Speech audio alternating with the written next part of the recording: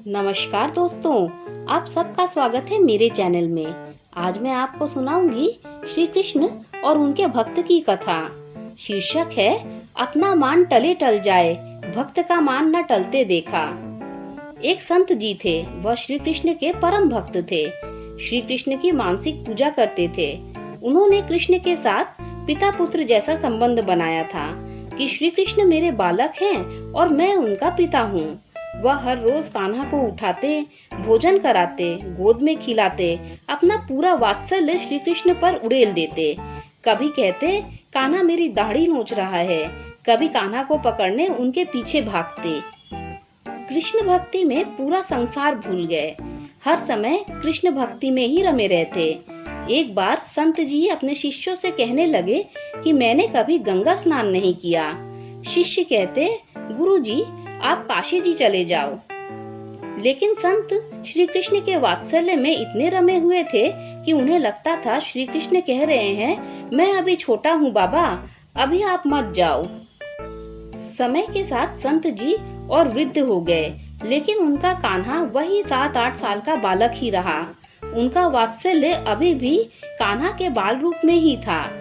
संत जी कृष्ण चिंतन में ही स्वर्ग सिधार गए। शिष्य उन्हें शमशान ले जाने के लिए तैयारी करने लगे। इतने में एक 7-8 साल का सुंदर बालक गंगा जल का घड़ा लिए हुए आया और कहने लगा, मैं इनका मानस पुत्र हूँ और इनका संस्कार मैं ही करूँगा। उनकी इच्छा थी गंगा स्नान करने की, इसीलिए मैं उनकी इच्छा जरूर पूरी करूँगा। इसीलिए मैं घड़े में गंगा जल लाया हूँ। बालक ने संत जी के पार्थिव शरीर को गंगा जल से स्नान कराया, संत के माथे पर तिलक लगाया और उनका अग्नि संस्कार किया।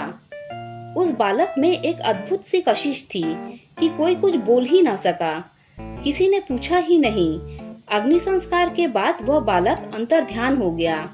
उस बालक के जाने के पश्चात लोगों के मन में ख्याल आया कि संत जी तो बाल ब्रह्मचारी थे, उनका तो कोई पुत्र था ही नहीं।